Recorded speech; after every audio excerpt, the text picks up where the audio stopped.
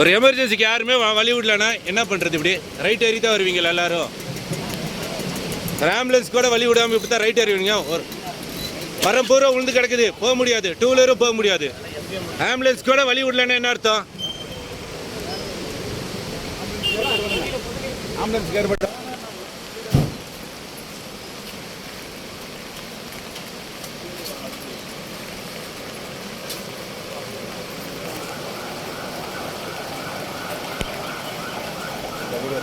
மரம் விழுந்திருக்கா, போக முடியாது.